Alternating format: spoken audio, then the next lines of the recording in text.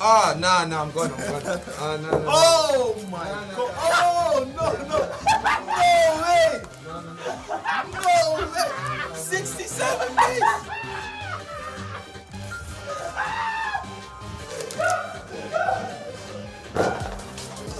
Bro, people taking the this shit, bro. What's yours? They gave me 8 Hey, days. what's my overall?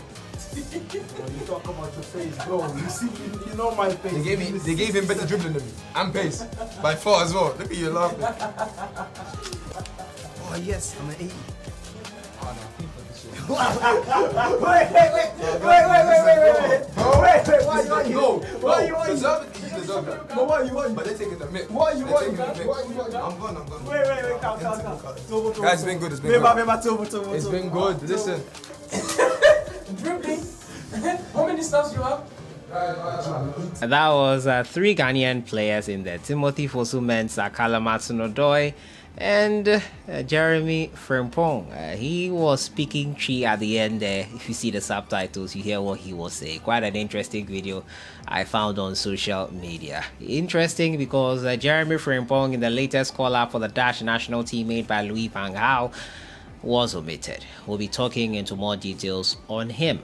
We'll also be talking about Brian Brobbey and Kudus Mohammed. Brobbey has revealed that he is currently dissatisfied that Kudus is probably getting all the shine. Not because he's getting all the shine, but because it is stopping him from playing regularly.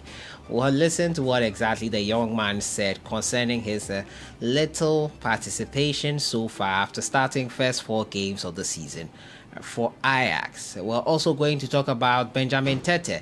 He will miss the World Cup. His coach has revealed. More details coming on that front. As usual, subscribe if you have not. Click on the notification bell to get more updates. So later tonight, we'll be discussing about the Ghana Black Stars team, the friendlies coming up and everything, along with some other YouTube buddies of mine who do sports as well. Be sure to join us 7 p.m. GMT on Manual Sports TV channel, and be sure to subscribe to that one as well. Without much ado, let me get right into it. And I'll start off from Jeremie Frimpong. Yes, Jeremie Frimpong, who I spoke about a couple of days ago, his prospect of possibly playing for Ghana. Some of you made me aware that Frimpong in the past has said that he is focused on representing Netherlands. Well, in the recent call-outs made by Louis van Gaal ahead of their games in the Nations League, Jeremie Frimpong has been omitted after having a great season so far with Bayer Leverkusen, providing 2 assists in midweek in the Champions League to help them get a 2-0 victory versus Atletico Madrid. He was omitted from the final team named by Louis van Gaal. He snapped the informed right back Jeremie Frimpong for the UEFA Nations League games against Poland and Belgium later this month, that's next week. The Dutch-born Ghanaian has been in superb form in the Bundesliga and the Champions League this season. In midweek, he provided 2 assists as Bayer Leverkusen defeated Atletico Madrid in the UEFA Champions League. Frimpong has also scored 2 goals in the Bundesliga this season. However, his chances of playing at the World Cup seem to be fading away, as the 2 matches will be Van Gaal's final look at the squad before naming the team for Qatar 2022. For us, this is the last opportunity to see the boys at work before we have to announce our World Cup squad, said Van Gaal. As I've said before, the preparation for the World Cup is extremely short, so I have to make the most of all the time available.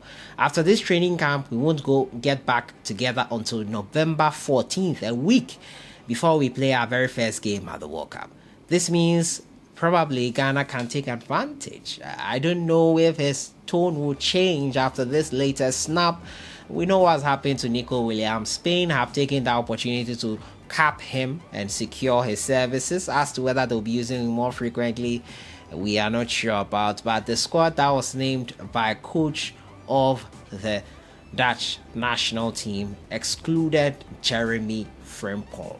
Does that give Ghana hope? Well, as someone put it explicitly and correctly yesterday, we don't invest in these talents. If someone like Nico Williams goes on to play for the Spanish national team, it's just right, because they invested in his talent by providing him with the facilities he needed to hone his talent and become a better player. Ghana did not invest so much in it, so if Ghana does lose out on some of these players, it is not anything we should be so much shouting and worried and being so irate about, because we did not sow there. Why do we want to reap there? Exactly how someone put it. So I wouldn't be so bothered if we miss out on Jeremie Frimpong.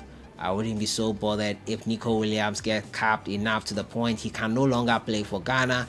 You win some, you lose some, it does not matter. We have to do what we can with what we have, and probably provide the grounds for those that are talented enough to grow their talent here in the country than having to seek greener pastures elsewhere. Not to say that we should not pursue players outside the country, but I'm just saying that if players who are owned by another country choose to play for that country, we shouldn't be so bothered and hot and bothered by that in it itself. It's bound to happen.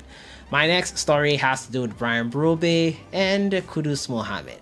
Of late, Kudus has been getting more playing time than the Dutch man Brian Brobbey, and he has expressed his sort of displeasure with that. Not to say he's not happy Kudus is playing and doing well.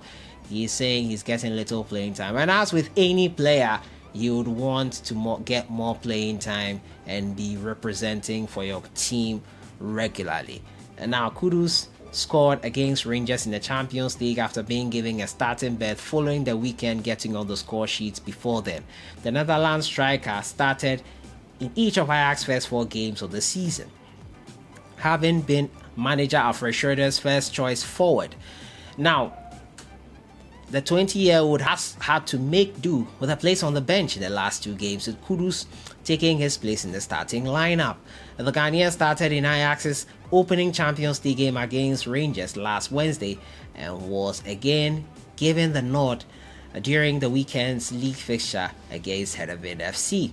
Kudus, who scored last against Rangers and also netted twice against Heerenveen, has become undroppable because he is in rich vein of form. Speaking on the aftermath of the 5-0 win against Heerenveen, Brian Brobbey admitted to being frustrated by his new role on the bench. He, however, explained he understands the manager's decision since the team is stacked with several quality players.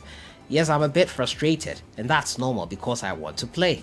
But if the coach Tete, yes, he said to miss the World Cup for the Black Stars. He had a small operation, the coach said, on his hamstring. It will take him a while to get back fit. I haven't seen him because he was away having surgery, but I have the information. He understands and he must face this time to get better, the Hall manager said. When asked if Tete's injury meant to be out longer than expected, the coach said yes. He added the 25-year-old wouldn't be back until after Christmas. The World Cup ends on December 18th, starts November 20th. So essentially, the return date is a setback for the man Benjamin Tete, who many of you in the first place thought he should not be in the friendlies, not to even talk of the World Cup squad. So Benjamin Tete out of the World Cup. More replacements will come in, late call-ups will come in. We'll see who replaced Benjamin Tete in that respect. So that has been it for today. Benjamin Tete out of Qatar 2022. Kudus teammate Brian Brobbey says he's frustrated by lack of playing time. He's, however, understanding of the fact that Kudus is doing well and deserves a starting berth. We've also been talking about Frimpong Jeremie, ignored by Netherlands in their latest call-up. I'll see you guys in the next one. Have a great day. Enjoy the rest of the weekend.